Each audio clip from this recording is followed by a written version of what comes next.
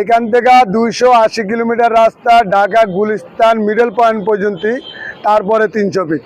এই 280 কিলোমিটার রাস্তা আমি ইনশাল্লাহ আল্লাহ পাকের ইচ্ছা, আল্লাহ পাক রব্বিল আলামিন যদি আমাকে সুস্থ রাখেন, ভালো রাখেন, আমি এই সাইকেল যুগে এই 280 কিলোমিটার রাস্তা সাইকেল চালিয়ে, পায়ে সাইকেল চালিয়ে আমি আল্লাহ যদি বাসে আমি সমাবেশের স্থলে উপস্থিত হব ইনশাল্লাহ।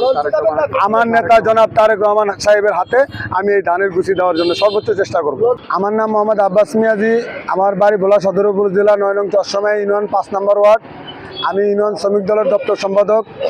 আমি বিগত দিন আওয়ামী ফ্যাসিস্টের হাতে বহুত লাঞ্ছনা বঞ্চনার শিকার।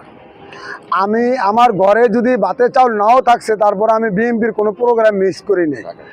আমি ঢাকাতে প্রোগ্রামে সাক্ষাৎকার দিতেছি, ভোলা সদর থানায় আমার নামে মামলা হইতেছে। আমি বাড়ি ছিলাম ঢাকা, 2 দিন পরে ভোলা এসে শুনি আমার নামে, আমি ঢাকা থাকার তারিখে মামলা। 5 নভেম্বর বরিশাল সমাবেশে গেছি, নকিব মিয়া আমাদের লঞ্চে গুলি করছে। আমি এই কথা সাক্ষাৎকারে বলার অপরাধে, সন্ত্রাসী নকিব বলার অপরাধে আমার নামে, আমি আমাদের বরিশাল গেছি প্রোগ্রামে, সেখানে আমার নামে মামলা 4 তারিখে, আমি অথচ বরিশাল। তো এই ফ্যাসিস্টের হাতে আমি বহুত অত্যাচারিত, বহুত লাঞ্ছনা বঞ্চনার শিকারী আমি।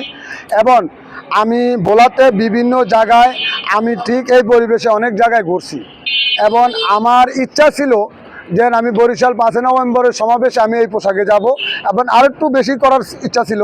কিন্তু 5 নভেম্বর যাইতে তো পারি না, মাইর খেয়েছি অযথায়, এই পোশাক নিতে পারি না। গেছি নদী সাঁতরায় গেছি, তারপরেও যাইতে পারি না।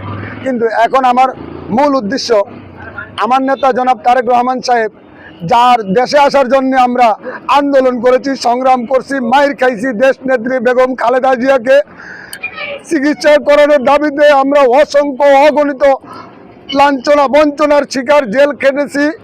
আজকে আমার সেই নেতা জনাব তারেক রহমান সাহেব, শহীদ প্রেসিডেন্ট জিয়াউর রহমান সাহেবের সুযোগ্য উত্তরসূরি, দেশ নেত্রী বেগম খালেদা জিয়ার সুযোগ্য উত্তরসূরি দেশ নায়ক জনাব তারেক রহমান সাহেব, আগামী দিনের ভবিষ্যৎ প্রধানমন্ত্রী, উনি আসবে বাংলাদেশে।